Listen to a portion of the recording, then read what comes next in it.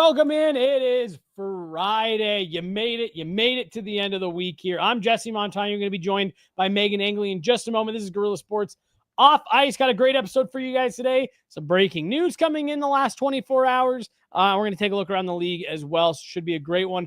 Want to remind you guys about our great friends over at Trusted American Mortgage. As always, head on over trustedamerican.com/sports. Take a look, see if they can help you lower that interest rate, get a better monthly payment. And if you call right now, go to the website, trustedamerican.com/sports. They might even be able to help you defer payments for a couple months, get some extra cash in your pocket here summertime. Trustedamerican.com/sports. See how much money they can help you start saving today. Hello and welcome in. Please do not leave your luggage unattended on the station.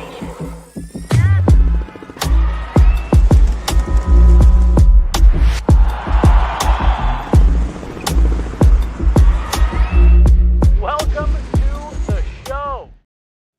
Hey, welcome in, everybody. Welcome in. I'm Jesse Montano. She is Meghan Angley. We got Chloe Thiel behind the glass today. Friday. Meghan, it's Friday. You and I both, we got busy afternoons. You're going to be running all over the state, so we're going a little bit earlier today than normal. But it's Friday. The sun's out, but it's going to be a little bit cooler today than the rest of the week. How you doing? I'm doing really well. It doesn't feel like Friday because I came back from Minnesota and didn't work Monday, and so it just doesn't feel like Friday quite yet. Yeah. Well, thankfully it is. And thankfully, for the second show in a row, Meghan, the Avs broke some news before we went live. Now, granted, this was yesterday that the news does come down. Josh Manson has been given a 2-year extension by the Colorado Avalanche. He has 1 year left on his deal right now that carries a cap hit of $4.5 million. So that's what he'll play under for the next season that starts here in just a couple months. And then after this upcoming season, the new deal will kick in at a cap hit of $3.95 million for 2 seasons. So $500,000 less than what he's currently making. No sense in dancing around it. Let's just get right into it. When you saw the news come down, what were your initial thoughts? I think what was interesting is the timing of it, right? With another year left on the current deal, I didn't sense that there was urgency, but what I found interesting was Manson's name comes up in a lot of our trade speculation, in part because we were just talking about how they've kind of loaded up on that right side, and he has dealt with some injuries the last couple of seasons since the Cup. And so what does his future look like in Colorado with availability as a concern? Because I think they otherwise really like what he brings, but is that maybe the expendable part of this lineup on the whole when you're looking at they have some needs that still need to be met in the bottom 6, for example. And I think they still want to have some top 6 insurance too, with Jonathan Drouin now out of that picture, and Landeskog obviously a hopeful to be in that top 6 for the full length of the season next year. They still might want to have a little insurance there as well. The back end then kind of felt like, all right, you've got goaltending, that's most complete. Back end, pretty complete with all these holes to fill on the forward side. And so because of that, that's turned the attention to Sam Girard and Josh Manson as potentially these movable pieces, just with the other work that needs to be done with the lineup. And so I found the timing of it interesting as this vote of confidence of the front office backing Josh Manson as a part of their future plans and solidifying it with this extension. And we'll break it down even more, but my initial thought is that I'm pretty happy with it. Like, I'm pretty neutral, bordering on being positive around this piece of business because it is a step backwards in terms of pay. And what I want to dig into a little bit on this pod is how the market around defensemen has kind of been set this summer, and why I think with how it's been set, him taking that step backwards in pay is more significant, even though the amount of money doesn't feel it. Yeah. Well, and just to your point of the timing, I agree. Like, I thought it was odd timing, but I did see a lot of discourse online about like, oh, is this really a priority? I don't necessarily think these are priority type things like, oh, we got to get Josh Manson done. But when you go into the summer and players are eligible for extensions, you start those, that's just standard practice. Parker Kelly. Right. You start those conversations. And if you have a negotiation that's going to be very easy, or those initial talks, the volley back from the player and agent side is like, yeah, we really like this situation. Honestly, if you guys are interested, we'd just like to get something done. So I don't necessarily think this is something that like Chris McFarland, Joe Sakic were like, it's a priority. We have to get Josh Manson's deal done. No, that to me just says, hey, they like the player. The player likes being in Colorado. They got to a number that made sense. And I think what you just mentioned, and we'll dig into it in just a moment, of the market kind of being set, I think plays a much bigger role in this than maybe people are giving it credit for. The one thing I will say that I'm in complete agreement with you on is it is the okay. So I guess that kind of pulls Manson's name out of trade conversations. Or I'm going to give another shout out to my buddy Zach Robb twice this week. Give his full address. Yeah. Give his full address while we're at it. His phone number, full address, and where he'll be next weekend. But he did make the point of like that number does make it palatable if you're a team looking to acquire a veteran defenseman, maybe at the deadline or next year or what have you. That number coming down as the cap going up does make that contract a lot easier for some teams to absorb. But I would more or less say that, yeah, them giving that extension signals that expect the Avs to play the 25-26 season with Josh Manson on the roster. I think, too, having a right-handed defenseman this summer has really set the tone for the price that teams are willing to pay just to bolster up that right side. And so I think that added to the value of Manson, whether it be to the Avalanche, who appear to be in excess on the right side at the moment, but other teams view this as a luxury and something that they're willing to spend a little bit to get. And so whether that is Manson in the future, it does hold added value then to have what is a pretty team-friendly contract moving forward. I think what's interesting, too, is I don't know the full extent of the contract, if there are any no-move clauses or trade protections built into it. I think in the past, his current contract has that. But I still think that's interesting and not immovable, right? Like, that's just a discussion down the line, because this is a player turning 34 in October. Right. And I think that Josh Manson is acutely aware of his age at this stage in his career, with some of the struggles he's dealt with injury. 12-team modified no trade. Okay, perfect. For the first 2 years. Oh, no, I'm sorry. For the first 2 years. It's only 2 years. The length of the contract. That's not impossible. You can work around that as a team.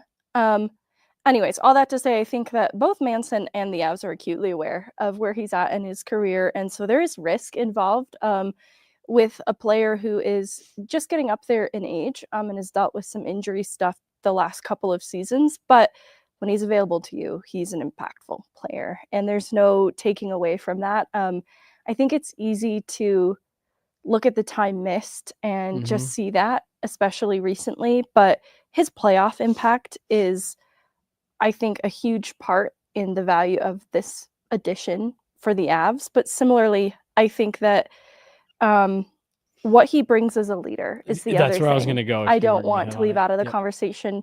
We talk about the value of McKinnon and Makar and Taves as leaders all the time. But Manson is a really unique voice in the locker room that I don't think we talk about enough, but that's a huge part. And so anytime his name comes up in trade rumors, that was sort of in the back of my mind, is you have to keep in mind what you're giving up, though, in Manson. Like, I think people are quick to gloss over some of the blemishes in his game, whether that be sometimes boneheaded penalties or just getting injured. He's kind of a high wire act sometimes too, which we'll get into in a moment. But the voice that he adds to that locker room is so significant to his teammates that you don't want to just ship Manson out for nothing, for no reason. And I don't think people take that into account as much as they should. Yeah, that's where I was going to go. This locker room has seen a lot of shakeup in terms of its leadership over the last couple of years. And I think keeping a guy like Josh Manson around is it's only positive from that standpoint. And then the other thing too, that you and I have talked about a lot, even when, in the discussion of like, do you trade a guy like this? He's different from what the Avs have on the rest of their decor. Even, big 6'5" Brent Burns that just brought in. He doesn't play that. He's kind of like the Mikko Rantanen of defense, where it's this giant hulking figure who just doesn't really play that way, which again, like Brent Burns has found plenty of ways to be effective in his career. Right. So I'm not knocking it, but Josh Manson continues to be that kind of break in the mold. The Avs have Devon Toews, Cale Makar, who are extremely well-rounded defensemen. Cale Makar will play a much heavier game than people will give him credit for. Then you've got your Sam Malinsky, who I think is more well-rounded than he gets credit for, and Sam Girard. Into the analytics for Manson, Malinsky came up in a very intriguing way Yeah. in some of these same categories with respect to blocks and hits. I found that very interesting. But just from just stick with the public perception, right? You got Sam Malinsky, Sam Girard, who are these kind of more offensive, shifty, puck moving type guys. And then, Brent Burns kind of falls into that same, bigger, but, and then there's Josh Manson, who is this kind of throwback, mean, rough and tumble, is going to hit you, is going to block shots, going to give you hard, heavy minutes. And I was so glad you went and pulled the clip from the playoffs last year on Twitter yesterday. And it was something that we saw immediately when he showed up from Anaheim. It was this guy who was like, don't expect him to get involved offensively. And we learned very quickly, no, this guy's got a great nose for the offensive side of the ice, and has great instincts to get involved and to get pucks through. He's very effective at getting pucks through to the net. But again, he does just kind of break the mold from what they currently have. And to the point you made, like, I'm personally, if they win into the regular season with 4 right shot defensemen and 2 lefties, I don't have an issue with that. Teams all around the league are dying to get their hands on right shot defensemen. Yes, it's extremely coveted. Mm-hmm. And I think the Avs can still maneuver it in a way that everybody's getting used to. Right. Even though I know they like to go lefty, righty, pretty split even down the middle, I think that everybody will find opportunity. All mouths will be fed. All mouths will be fed. All plants will be watered. And just as a quick note, it's a 12-team no trade in the first season, 10-team no trade in year 2 of the new deal. Okay. So, to that point, if you are dying to move this contract, it's going to be relatively easy to move. I think so. You've got a right shot defender with a lot of physicality and puck skill, as I said on Twitter, that will sneak up on you. And I hope that is not like a backhanded compliment to Josh Manson. But you're right. He was pretty unchained coming to Colorado. And it took some growing pains, though, for him to channel that into effective offense, because I still think there are aspects of his game that are a bit risky in nature. But I wanted to kind of give an overview of his time in Colorado, just going back to even this first round. Obviously, the end result was pretty disappointed, but he had 2 goals and an assist, including that shorthanded goal. And that goal in game 1 that I put on Twitter, it's the feed from Manson who activates on that play to find Toews. It's his play in the neutral zone to create space for himself. Like, those are just like the type of instincts he does not get credit for. It sneaks up on you. He had the OT winner in game 1 in the St. Louis series, going back to that cup year. He eats up huge minutes on the ice and on the kill, in particular behind Toews and Makar, but it's significant. And again, sorry not to keep cutting you off, but like the overtime goal against St. Louis, like, great deception, fakes the shot, holds, wait for the screen, and again, gets the puck through. Like, he is the Avs throwback physical defenseman, but do not sell short the instincts he's got on the offensive side of the red line. It's huge. And so, that comes with a risk some of the time. But I think the reward outweighs it, because what he brings physically and defensively is steady. It's consistent. Coming out of the regular season, 4th on the team in hits, despite only playing 48 games, which I think is significant. And then during the playoffs, 2nd among defensemen in shots generated, where I think that offensive instinct really comes alive in the playoffs specifically for Manson. And he finished 2nd on the team in hits with 24. Parker Kelly, of course, led the team in hits. I thought was a significant stat for him.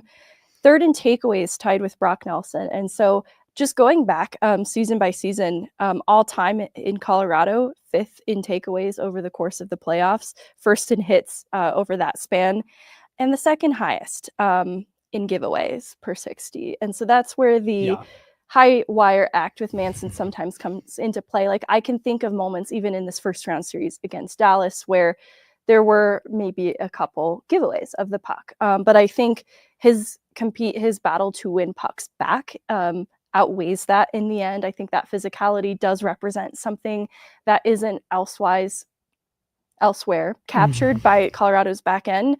And that's a pretty important piece because you can see the way in which skaters play differently opposite of Josh Manson.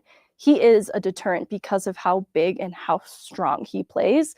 You could just see just a little bit of reluctance sometimes with a puck carrier when it's Manson that is opposite them. And I think that's huge. Like just that subtlety to change the way players play against you because of the reputation you've earned in what you do so consistently is a significant reason why Josh Manson's valued. Well, and there's Avs fans who to this day talk about like, oh, the Avs should get Nikita Zadorov back for the exact reason that you just listed. Like he's got that, Josh Manson has that, kind of intimidating, menacing. I want to go back to the turnovers thing really fast. Especially coming down the stretch of the regular season, Megan, I think Manson was still injured. We asked about this too. I think he was still injured, and without going overboard on specifics, there was a morning skate in particular when he was rehabbing his way back, and kind of the conversation around it was he's close, could be an option for us any day now. And I was watching him. He was skating before skate officially started. And Megan, he couldn't turn his hand over. And pucks were flying right off his stick. And he ended up coming back, a week and a half, 2 weeks later. I think that the back half of that season, he was still dealing with some uncomfortableness from the hand, which I think maybe led to some of those, puck, what's the word? Puck work mistakes. I don't know what the decisions with the puck. Yeah.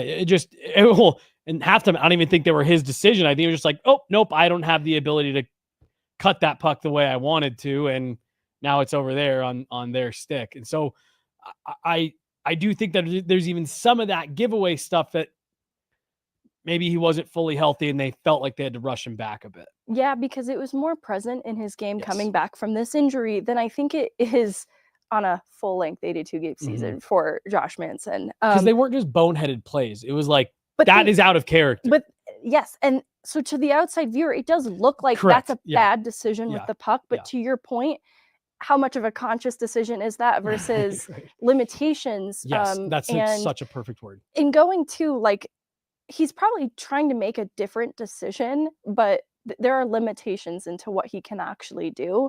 And even if there was a pain that was a little bit better at that point, just the shadow pain of it having been there and how that felt just a week ago, right? Yeah. I'm not explaining that well, but I think that's a very real thing because I remember Bednar frustrated with Manson's play because it was so out of character. Coming back from this injury, there was a really tough stretch with some boneheaded mistakes for Manson that I think people fairly have that back of mind when they see this extension. They're just remembering in particular that stretch of really bad mistakes from this player, compounded by the fact that he missed so much time. And, now it's been a few seasons back to back of just missing time. And I think the nature of the injuries has been different with Manson. So that's what makes it frustrating and tough too, is thankfully it doesn't appear to be this recurring thing with him, which gives me optimism then in the extension. But goodness, I'd just like to see a healthy season from Manson because since the Cup year, we haven't really gotten to experience the full Josh Manson effect. And we see it in the playoffs, which I also don't want to gloss over. He really comes alive in that setting. Yeah. But his regular seasons have been marred by injury. And what's tough? Not this past season before that, 23-24. He played 76 games. And Megan, for me, with how grueling an NHL season is, if you're playing 65 plus, to me, it's pretty close. You missed a pocket of games here and there. When you play hockey the way that he does. Right. I'll take 65 plus playing the way that he does. So that said, you got 76 games out of him in 23-24. 27 games in the title defense season, 48 games this past season. So definitely not something to just right off. But I do think, especially when you consider that the cap is doing this and his cap hit is doing this, I think this is a nice bit of business for what you, I think at this point are planning on. Yeah, he eventually becomes a third pairing guy, a solid physical third pairing defenseman at $4 million. I think you're going to be really happy with in 2 seasons. And he wants to be here. He doesn't take a little bit less if he doesn't want to be here. And I think looking around the league then at what other defensemen have commanded, there have been other defensemen who've gotten paid He could have gotten more than this had he gone to the market next summer. Easily. He could have easily gotten more than this. John Klingberg, 32 years old. Not sure he could even play hockey again. I don't say that in a mean way. I'm glad for him that he's able to make this return with Edmonton, but he plays a bottom pair role. Now, he is one of those coveted right-handed defensemen that they love, the people love, and he gets $4 million. 1 year in San Jose. They can afford to spend that. You know, there's context involved in all of this, but that's just one contract that raises an eyebrow a little bit, because I hope I don't need to explain the way in which Josh Manson and John Klingberg are very different players. And you want to talk about availability concerns. To your point, John Klingberg got to a point where he didn't know if he could play hockey again. He hasn't played more than 20 games in 2 seasons. And he just got $4 million. So, like, Josh Manson, also a right-handed defenseman, could have easily probably gotten a raise over his current contract. Don't mess with Happy. You don't mess with Happy. Obviously, the Ryan Lindgren contract. Yes. Really interesting contrast now. A player we're pretty familiar with too, his role in Colorado. Like, he went from a top 4 role in New York, came to Colorado. It was more, second, third pair role. And he commanded 4 by 4.5 with Seattle. Left-handed defenseman, 27 years old, so a little bit younger. I think the contrast of just those two side by side is intriguing.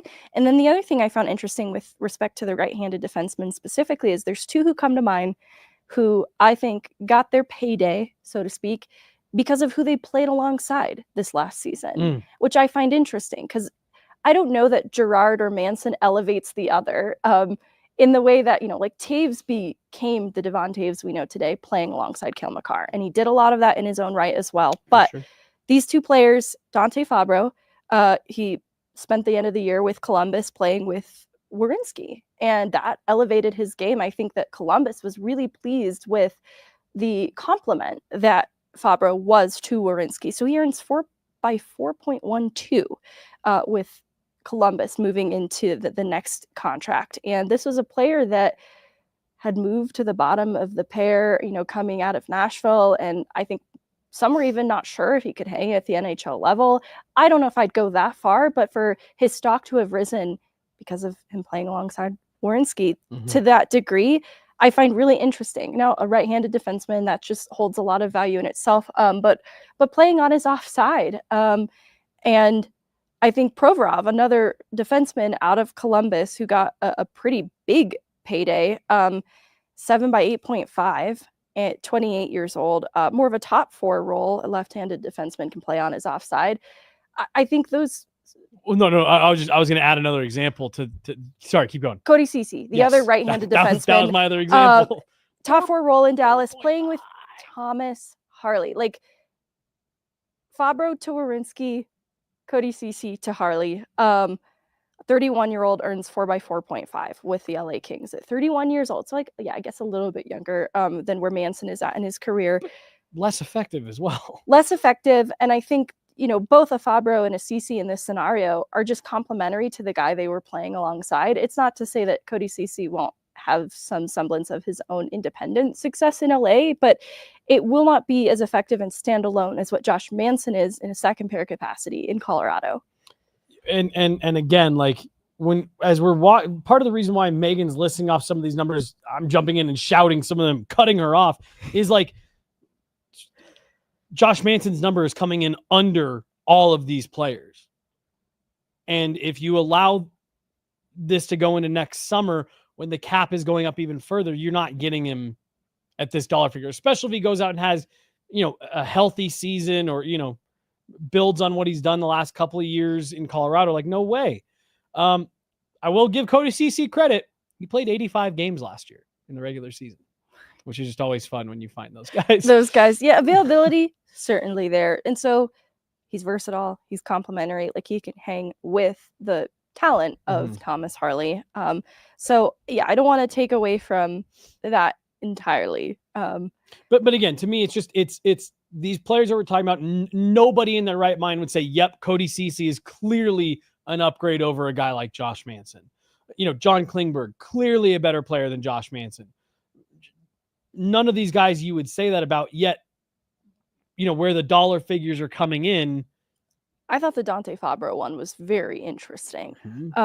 Coming in at more money, longer term, though a younger player, but has not built the track record in the league the way that Josh Manson has.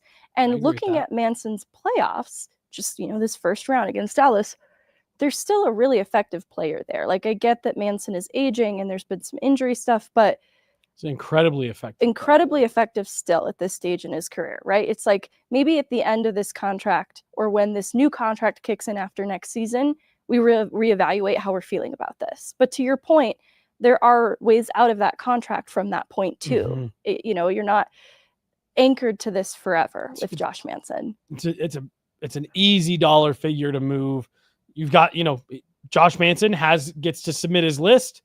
You can work out a deal with someone not on that list. Then yeah, I think this is for me, Megan, I think this is a good bit of business. Chris McFarland and the Colorado Avalanche. Just going back to the value of right-handed defensemen too, I think the trade with Buffalo to acquire Michael Kesselring just punctuated the value of a true right-handed defenseman and what it can command in this league. I think that's part of the appeal too, with a player like a Fabro, who's a right-handed defenseman, earning that kind of money. I think that even with a Klingberg, a right-handed defenseman, I think that's where you can justify, if you're other teams, paying that much, and why I think it's good then for the Avs to have a player in Manson take a little bit less on this next contract. Well, and we saw it in Dallas that several of their players took discounts. The Avs are definitely entering into that territory where, we saw it with Pittsburgh during their run. And I know Tampa and Dallas, I know people are going to say the tax stuff, it makes it a little bit easier to get team-friendly deals. But if you want to stay competitive and stay afloat, you have to find ways to sweeten the pot for your players to get them to take some team-friendly deals, to be able to extend your window a bit here. And so I'm not saying that this Josh Manson deal is like an unbelievable discount, but it's definitely less than what he would have commanded out on the open market. And hey, you get to shore up the bottom part of your decor for the next number of years. I think it's good business myself. He's a great guy in the room. He's fantastic. He's great. He's great, with us to chat with, which I know, people don't care about. The team doesn't care about, but he's really honest. Yeah, he's very honest. And so when he needs to be critical, he doesn't shy away from that. Yeah. And that translates to how he addresses the room too. And so he's not afraid to speak up when things are bad and point to why they're bad. And if it's him, he does not shy away from taking accountability for that fact. And he's not afraid to, within reason, speak up with us as well. And, voice concerns of what's going on inside the room to us, and just be blunt and honest. And I'm trying to think if I want to say what Josh Manson is one of he holds guys accountable in that room. He does. Like the way we've seen Taves do it, it's in a very respected way, but it can be intimidating in the right way. It yields results, and I respect that a lot about Manson. And like you said, just not afraid to speak his mind. Yeah, because he's super kind and lovable by his teammates, so that when he does have to say something, call somebody to task, I think that really sets people straight. Yeah. All right. Well, anything else on Josh Manson specifically? I don't think so. So you mentioned off the top of that, hey, the timing maybe could have been perceived as a little bit odd because there are still some holes to fill. one of those holes potentially to fill if you don't want Ross Colton to be your third line center is a third line center. Jared Bednar has expressed over the last couple seasons that he's kind of more comfortable with Ross Colton on the wall. Yeah. Charlie Coyle was filling that void, and Elliot Friedman did report what you had speculated on this show, Megan, that the conversation with Columbus was, well, we really like Charlie Coyle. We really want Charlie Coyle. And it was like, awesome, no problem. You have to take Miles Wood. If you want Charlie Coyle, you have to take Miles Wood. So that was how they got out from under the Miles Wood contract. But it has left a hole at 3C. Now, here's the one thing I want to put out there. We talked about it on Tuesday. I saw a comment come through the chat earlier that said, I'm worried about the Avs. They have some holes on the roster. Fair. They definitely do. The good news, Megan, your roster doesn't have to be final in August, in July. It doesn't have to be final till March. Could you imagine having anxiety and being a GM? I don't think it'd be possible, right? It's like, well, I need all of the answers right now. Right now. I need to know exactly what's happening right now. Yeah. So no doubt about it. The Avs still have some holes to fill.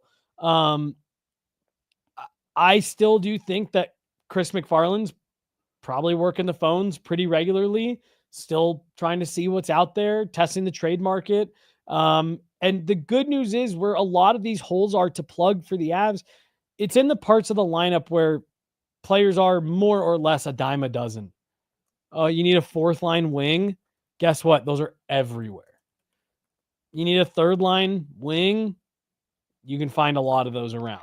Don't you find yourself though, kind of after seeing what like a Kivi Ranta and a Miles Wood did as third line wings, find yourself feeling, well, let's raise the bar a little bit.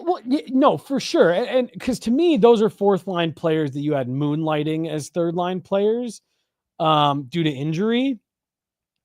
I guess my point is like, especially if you're willing to go the trade route, you can find third line players all over the place. You are right, though.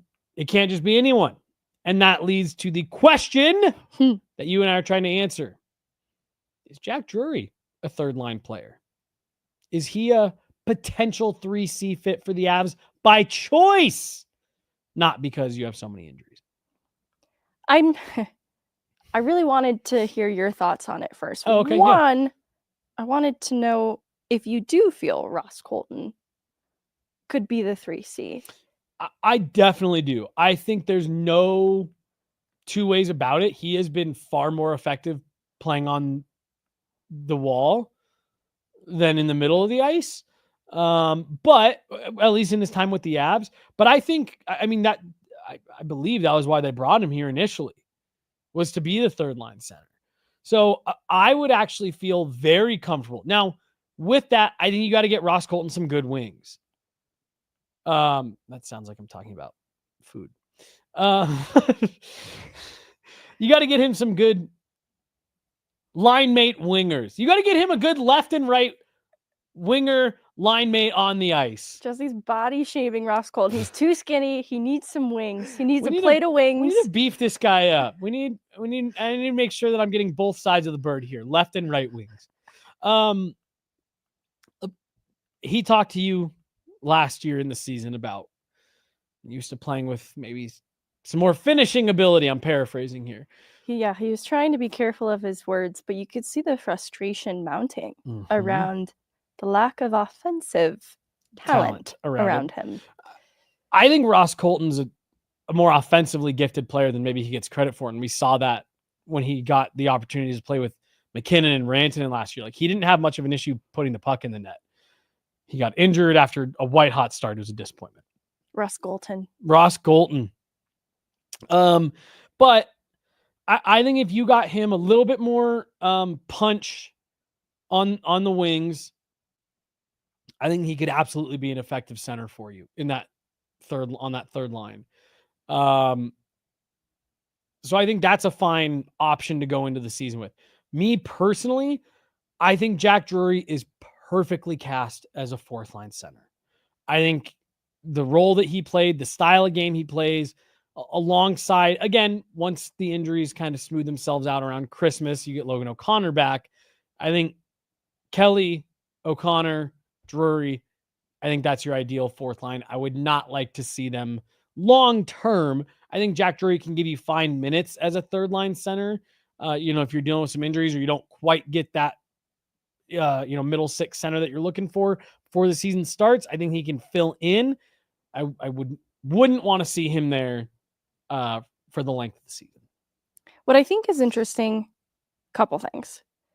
Jack Drury, he already moonlighted as a 3C briefly, ahead of Casey Middlestat, Charlie Coyle, in that trade actually coming to fruition. There was an era of Avs hockey last season with a Juuso Parssinen in the lineup that once Netchus and Drury were in Colorado, Drury got some opportunities centering the third line, and I thought he did fine with it. But I think the Avs are going for more than fine with that third line out of necessity. I think they recognize the importance of it, and so it's less about whether or not Jack Drury can do it. I think he can do it fine. You just want to aim for higher than fine with that third line. So that's sort of where I'm at. It's not even a demerit of Jack Drury. I think to the chemistry he's found with Kelly and OC, you just don't want to disrupt that either.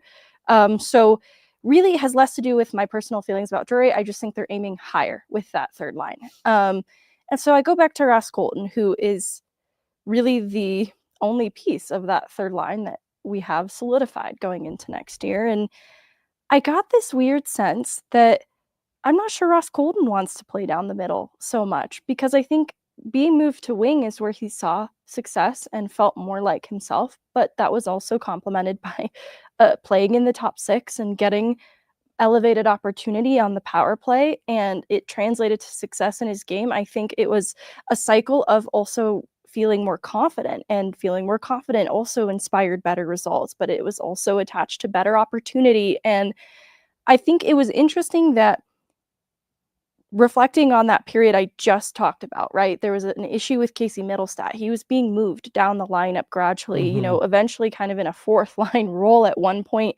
There was opportunity to move Ross Colton back to the middle that I think the Avs showed a reluctance to doing so. And what I think is interesting is Ross Colton's first year as a 3C, I think, was fine hyphen good. Fine hyphen good. Like he had to absorb the most faceoffs of his career, and I think he started to build up consistency in that. This was also in a time where Ryan Johansson was on the team, and by contrast, what Ross Colton was doing was more trusted and better. He could keep up with the pace of play so much better that Ross Colton's results as a center, I think, were better than we talk about. But I get the sense that maybe like that taste of success on the wing in the top six, it's like, well, I want more of that. I want to be doing more of that. So I just wonder if Ross Colton had a say in that too. Like if Ross Colton has a desire to be on the wing, but with more opportunity, because I think he would identify that as his best. Like, I'm at my best when I'm on the wing and I'm getting top six opportunity and some power play reps outside of the second unit if possible. And I find that interesting because it's not like Ross Colton said those words to me, but he did say the words around having to adjust to playing with less offensively minded players. And you could hear the frustration when he also said, I've never experienced something like this in my career. And I do wonder then what that frustration has boiled over into. Is it a player that is less interested in playing on the middle on the third line? All of this, though, points back to the same conclusion of Ross Colton needing better talent and opportunity around him where he can find it, in part also where he can earn it. I think that's going to be too where Ross Colton has to make some allowances. Just that you're playing on a competitive team with a pretty solidified top six, like you have to really make a case for that kind of opportunity. But I would agree with the frustration that I don't think he was set up for success with the talent that was around him at the end of this last year. So I do think whether it's moving him back to the middle and complementing him with really high caliber wingers, or just finding an interesting 3C solution, because that is obviously an important responsibility that you don't want to punt on or just fine. You don't want just fine for your 3C. I think that they're discovering you don't want just fine for that third line at all. Right. And that's why a Kiviranta doesn't move the needle a lot for me, because the words that come to mind in describing a Kiviranta are things like versatile and complementary. Mhm. You want a guy who can change the bottom line, the third line, change the end result, can impact the game on his own, and adds something then. And that's what Ross Colton needs to find success. So that's why I'm not putting Jack Drury as a 3C, because he's fine. I think they're aiming for higher than that, but it is an interesting question of what they're going to do with Ross Colton. So I'm going to throw 3 names at you here. One of them I already know you love. One of them I think is going to be almost impossible for the Avs to get. And then one, I think there's just a lot of conversation around how you'd handle it.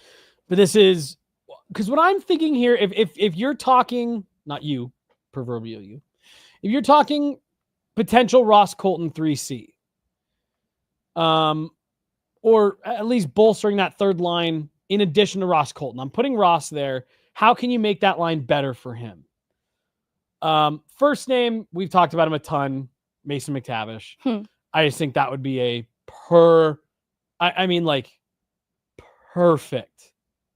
perfect guy to get to center that third line. And you could move him to the wall if you really wanted Ross in the middle, whatever. Mason McTavish is my like Pinterest dream board.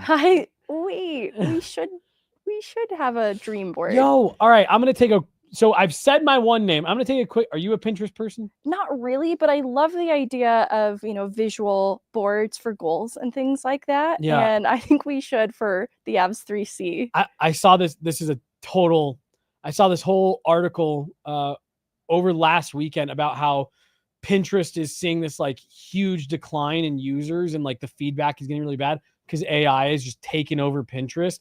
And instead of people posting like, oh, this is what they're fake did AI with my whatever, they're posting AI images like, here's what you could do with a living room. And it's like, no, this was supposed to be what people have actually done to provide inspiration. And it's just turned into a whole bunch of AI images. Which it makes me sad too, because I like certain images of like rooms that are in a Mediterranean setting, and I've really seen a ton of AI generated rooms like this. I like rooms that incorporate elements of nature too, like vines and plant life in the room, but this has been overrun by AI, and it's really sad. And apparently Pinterest is like really, like their platform is really having a hard time combating it.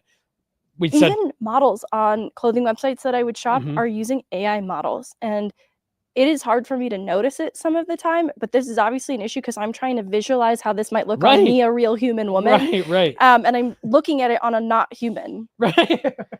I'm looking on it on someone it couldn't possibly fit any better because they were literally designed for it to fit them.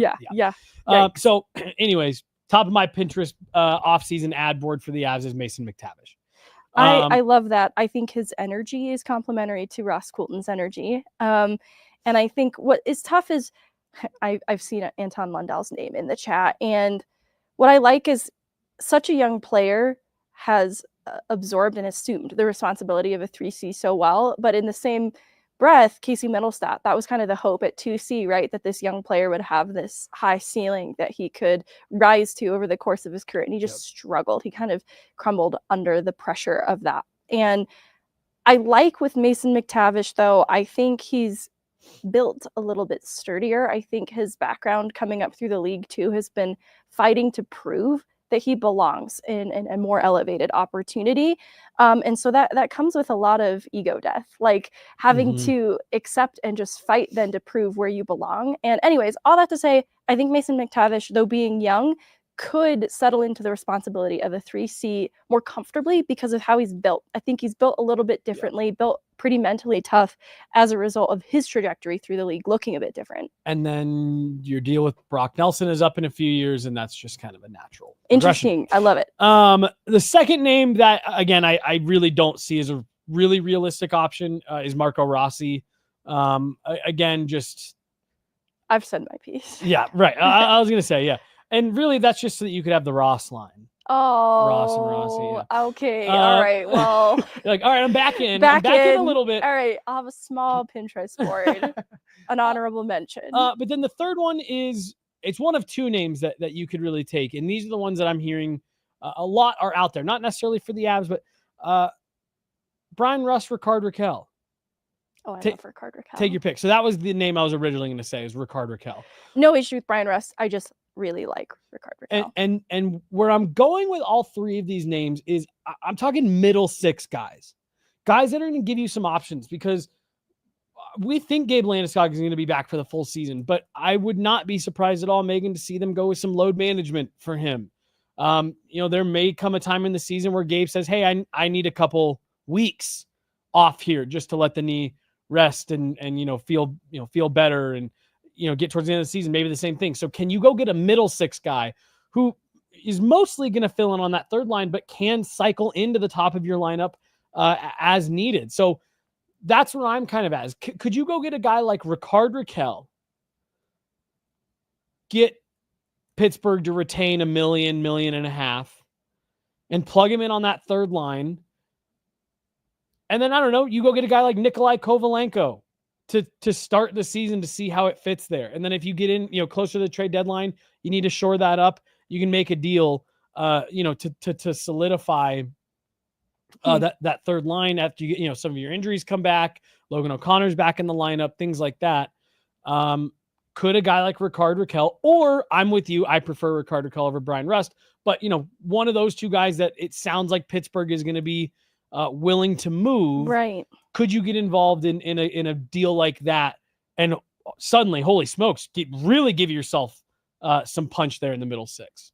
That's interesting. Because the cap hit for Rakell is 5, and what people might deem a little bit rich for a third line player. And 3, so this upcoming season plus 2 additional left for both Rakell and Rust. But what's interesting is Charlie Coyle at 5.25 for one more year was palatable at one point. I think we just saw him get traded because they have to fit Gabriel Landeskog into the cap hit next year. That I think they, in trying to juggle how to put this all together, I think they decided 5.25 was a little too rich. But is 5 or with $1 million retained a little bit more agreeable? I think the price, though, in what Colorado would have to give up to get Pittsburgh on board is where I'm not sure of how to get it across the finish line, but I really want them to. I mean, and the reason those are names is Pittsburgh, what's pretty much a national consensus. I could think of some right-handed defensemen. I'm just kidding. I'm just kidding. We just got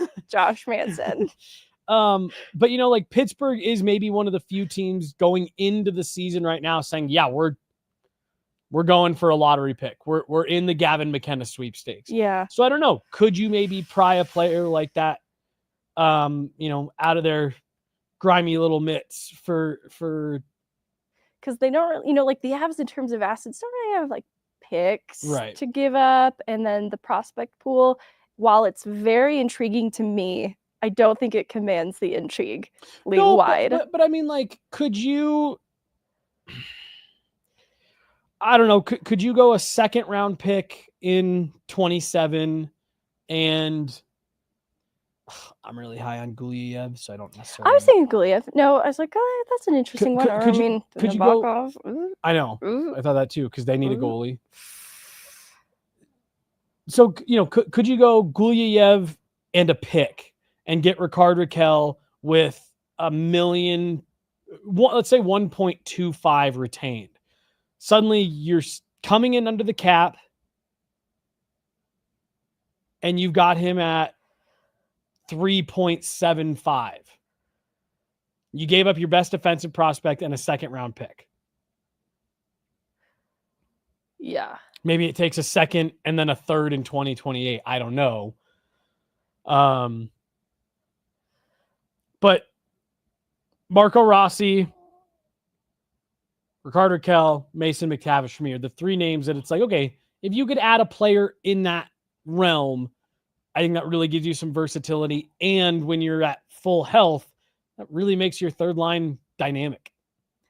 Yeah, which it needs to be.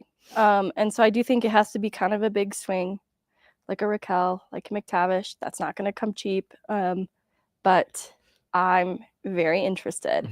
It's sad too, because Charlie Coyle didn't necessarily come cheap, right? So I think that's why there is a lot more significance to that trade and what the Avs gave up that I doubt that they were just so willingly parting ways with Charlie Coyle. And honestly, that's what was reported too, right? A lot of teams came calling about Charlie Coyle. And so obviously it leaves kind of a tough hole to fill that I don't want to see the Avs just continue to spend to fill that position, but it is an important one. And again, I already laid out my dream scenario for Mason McTavish. That would keep him here long term. But a guy like Ricard Rakell, okay, that's 3 years. You don't really have to worry about that. And I saw a comment in the chat, 35 isn't going to be cheap. For sure, that was also a career high for him in, I believe, both categories.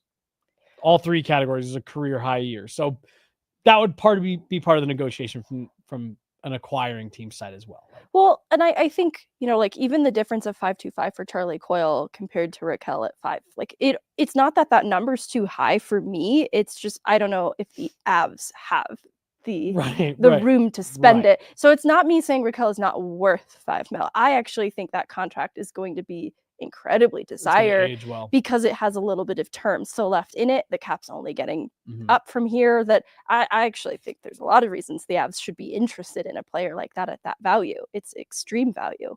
Yeah. And keep in mind, drives me nuts that Puckpedia does this, because the Avs are currently showing $4.123 million in cap space. That includes Ivan at $845. That includes Nikita Prishepov at $806 and Ty Felber at $775. So the Avs technically could just absorb Rakell's $5 million cap hit as it is right now. Right. But I imagine that the Avs would at least push for a hair of retention on that. Yeah. Just to keep some flexibility. Interesting. And so we could take Logan's contract out just like for the start of the year. Yep. Which creates a little bit more space 2.5. because that's going to leave probably at least 3 league minimum contracts to round out the bottom 6. Whether that, in Logan's place, maybe that's Ivan or whatever he's at, 800 something. Ivan, 845. 845. I think that he could spot shift in the bottom 6 to start the season, save a little bit of money that way. Yeah, you get Ricard Rakell in the mix. I'm just dreaming on this as if it's real, you guys. This is how Pinterest comes to life. Like you don't just gotta bored about it, you gotta be about it. Can't just bored about it, be about it. Well, so hold on, let me just do this math really fast. Yeah, I'm not gonna try to do it live. You could tell I stopped. 806. So I'm trying to think too. Like I'd love to see Matt Steinberg get a chance in the mix too. I'll keep costs down. Okay, so the Avs actually have quite a bit more room than what is showing here. Give us Cooper Gay. Taylor McCarr. While I'm doing this math real fast, do you think Taylor McCarr gets a game this year? Assuming trajectory continues forward. Yeah, and I don't want to say this in a mean way, but Chase Bradley gets a game. Wyatt Hammett, he was overdue for his NHL debut. He gets a game. I think the Avs could easily find justifiable opportunity to give Taylor McCarr a game. Okay. Yeah. Now that's not me envisioning him sticking in the NHL when that happens, right? Like I think it is important to see how players like that stack up at the NHL level before committing to it with any sort of planning. But I think it's very feasible. So the Avs right now, if I'm removing Ivan, Prishepov, and Felber, that leaves them with 9 forwards under contract.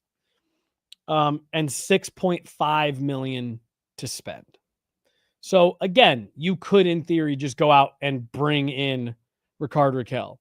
To your point, that would definitely make it a little bit dicey in terms of how you round out that back, the fourth line, especially as you wait for Logan O'Connor to come back and all of that stuff. But again, you'd still have some options on roster, or contracts that you could move, shift around, things like that.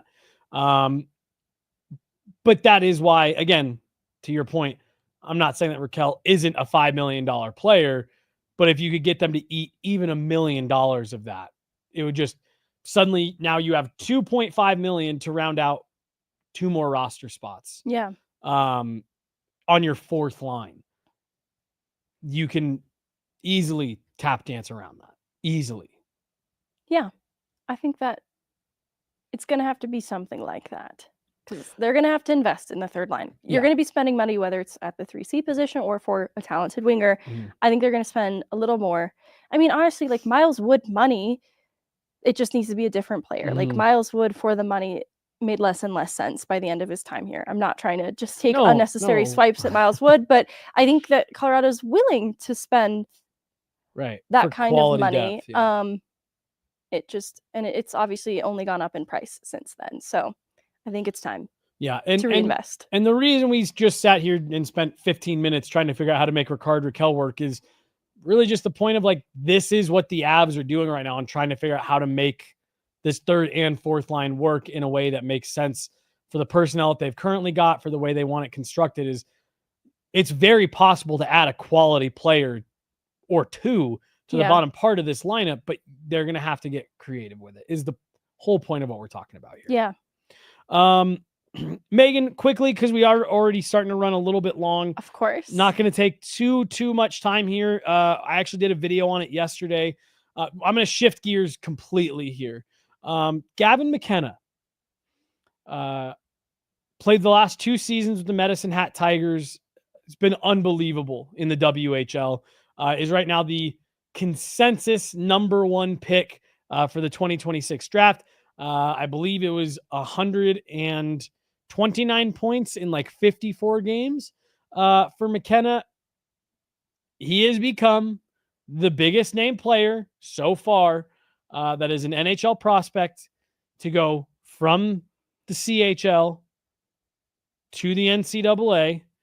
And he's doing it to the tune of a reported $700,000. That's on top of a multi-million-dollar investment that Penn State has made in their facilities over the last couple of years. I guess just before I get into some of my more philosophical questions with this, I guess just what was kind of your initial reaction? He did at one point visit DU, but wasn't one of his finalists, and he does go with Penn State. But what were your initial reactions seeing Gavin McKenna go from Medicine Hat Tigers to Penn State? I think it's been interesting because I remember a time when I was a student at DU and there were players who would leave to go to the CHL and obviously could never come back. And so it was viewed as such a significant decision. And at the time, too, it was viewed as you knew that they believed they were going on a pro track if they were doing that. And so they wanted to get the exposure from the CHL and the reps and the opportunity, too, because that schedule more closely resembles what you would be playing at a professional level. And so I think that what this signifies to me is this total shift. And it's been happening ever since just the transfer portal opened up. It's changed the landscape in college hockey. But obviously then this new rule then where players could move from CHL to NCAA has shifted it completely. It's made it so much more competitive. And separate from this change, I want to give college hockey a shout out that I think it has been rising as a feeder league to the pros and earning that reputation, even separate from this CHL NCAA change. Because I think players have been opting to go the NCAA route ahead of this change over, the CHL. I think because of teams, programs investing around their college teams. And I just think that you can look at some of the pro habits that are being built through college hockey, some of the structure that's being offered to around having to balance academic work alongside, the college playing route. I think too, just the names of people that they're getting in college hockey, not just in players, but in personnel that are coaching these players is earning a lot of respect as well, and that players value. So anyways, to the present day, this just really punctuates how much the college hockey landscape has changed since I was last a student. It has made it so much more competitive. I think it is putting the rest of the world on notice of what college hockey is as a development league. And Coach Carl has talked about this too, how he has seen these changes even ahead of the transfer portal open up. Players are opting to play in college for a lot of different reasons. Now, Gavin McKenna's reasons are obviously, got about 700,000 of them. They could be motivated by the money, because it was interesting too. Like, I think it was Michigan, the reported other offer on the table, still $300K. That stands to be made in going the college hockey route. And this is a 17-year-old Mhm. staring down this kind of money ahead of any sort of pro career that you're eyeing first overall. You have a pro career in mind, right? So it's like the career earnings, they're just a couple years out, but now you can tap into that a bit sooner and reap the benefits of an up and coming program, I'll say, with Penn State. That's obviously investing in its program in a big way too. I'm happy to see it because of how I have felt about college hockey. But I have nerves around too how this will trickle down to the rest of the NCAA. And it's nerves I've had around, like, I've had friends who came up through the NAL and walked onto their college teams. They didn't necessarily have full ride scholarships funding their way through it. And these are guys that didn't necessarily have pro ambitions, but they had this D1 opportunity now at their fingertips.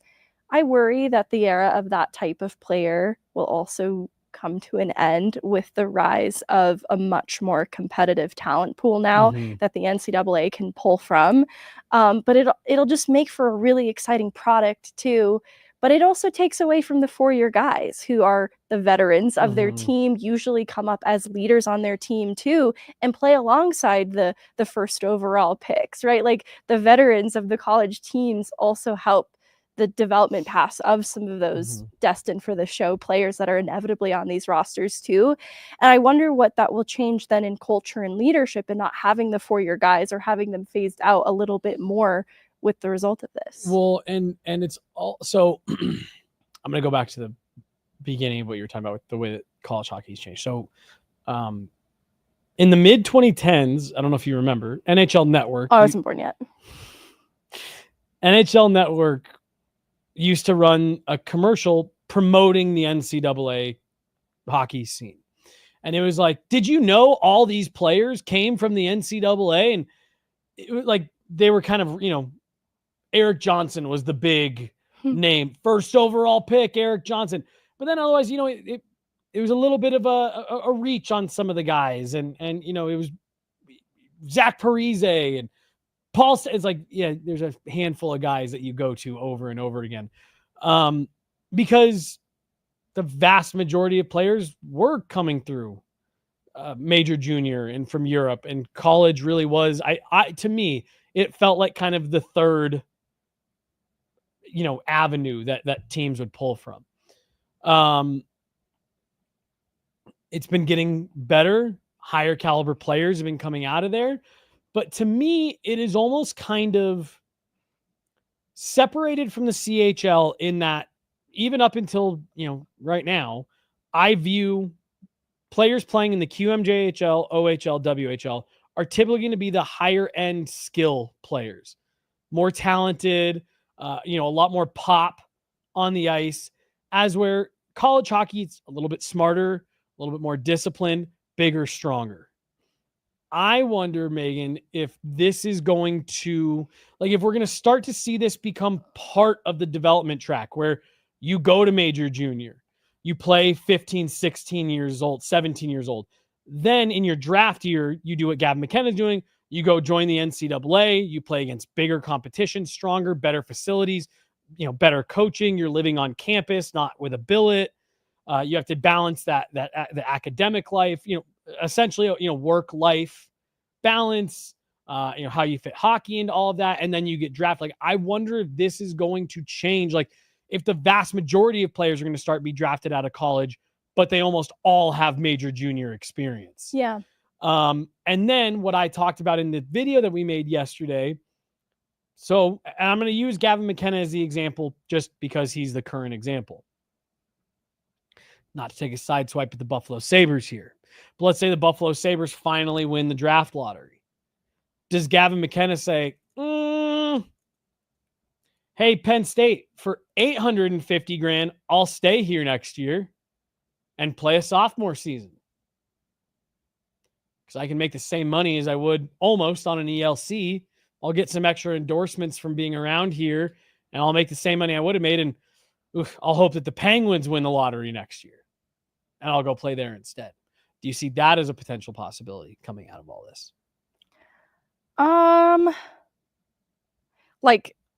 he would decline to sign. Yeah, well, not even decline to sign. Just say, I'm not declaring for the draft.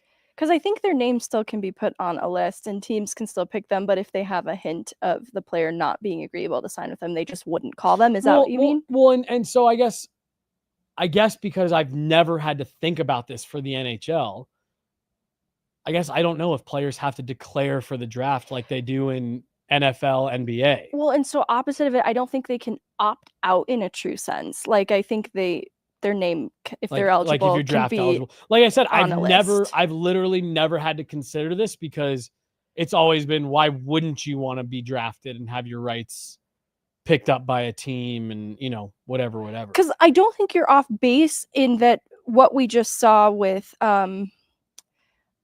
is it Isaac Howard? Yeah. Yep. I think he goes by Ike Howard. Yeah. That you could find yourself drafted by a team, but you still have agency in where you end up. And I think that is going to be interesting because, like Cutter Gauthier too. Like, I think organizations can catch wind of their young players not having any real ambition of signing with that team at the end of the road. Okay. So you are correct in that players do not opt for the draft in the NHL. Once you become draft eligible, you are just draft eligible. So you are correct. So that kind of. But I still don't think, I think Isaac Howard, what he represents is, one, I think just players are finding more ways to be advocates for themselves, their wants, their needs. Like Isaac Howard, drafted by Tampa Bay, first round, didn't see the path to the NHL. This is, a little bit speculation too, but it sounds like both organization and player just didn't see eye to eye in what that path to the NHL was going to look like through Tampa.